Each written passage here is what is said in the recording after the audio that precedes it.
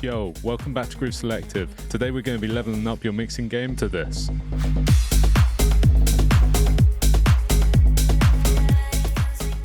The aim of Groove Selective is to teach you how to produce all types of dance music. However, if you would like to support me or you want to level up your production game quicker, you can find a link to all my sample packs, mixing, mastering, and VIP coaching services in the link below. Okay, so let's get into it. Today we're starting off with a track that I made a little while ago, but I've just taken a small clip of it.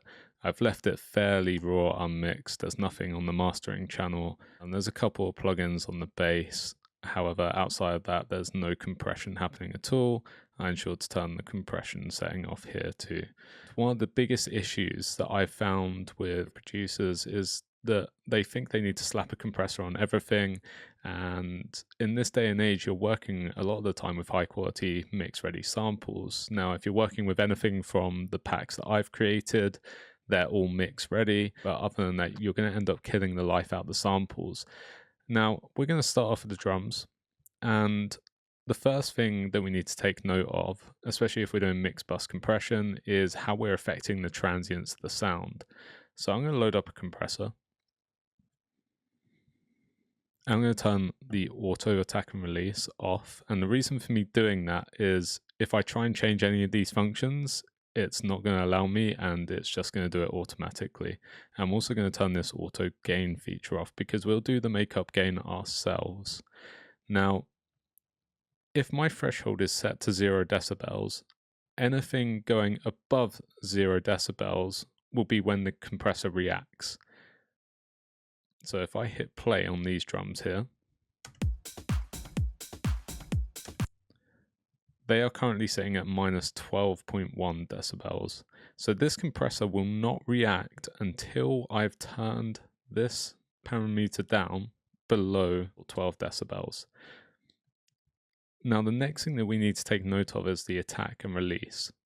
If I have set a fast attack, that means the compressor is going to react instantaneously to the signal.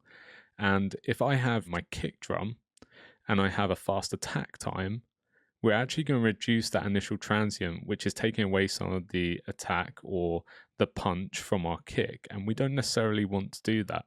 So I'm going to raise the attack up to 30 milliseconds, which is a moderate attack time, and bring my release time down to around 10 milliseconds, so it's releasing fairly quickly. Now let's bring our threshold down until it starts reacting, and we can hear the signal getting quieter, which means the compressor is working.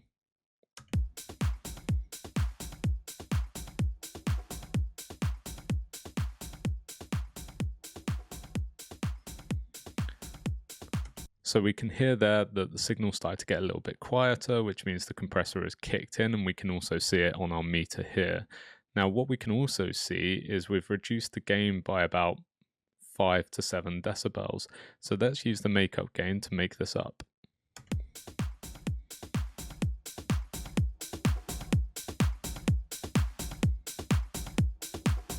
Before. And then after.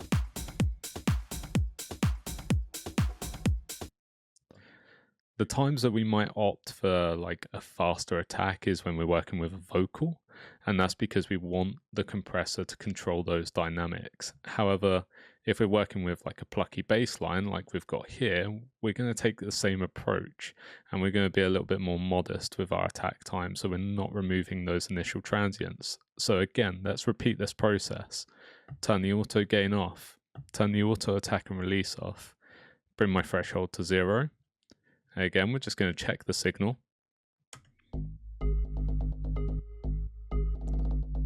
So we're peaking around minus 10 decibels. The compressor is not going to react to the signal until it gets there. So think of this being my threshold.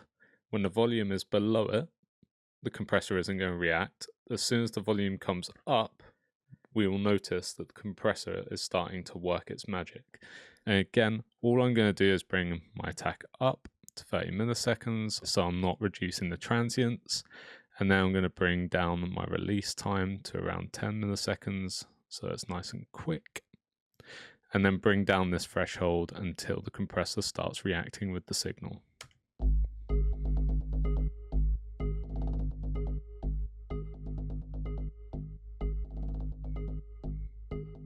Bring up the makeup gain to match the volume. And we can add some soft saturation here if we like. Play it in context of the mix.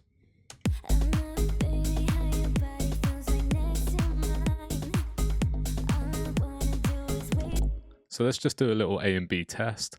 Halfway through the drop, I'm going to turn on the compressor. Before that, there is no compression.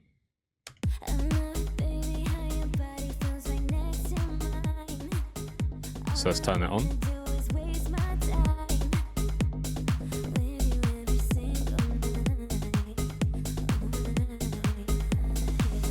Off.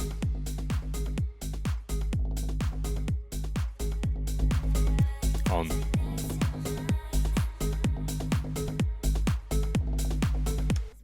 But that should give you a basic understanding of what compression is and what compression does and how to use it. Thank you so much for watching today, and I hope to see you next time.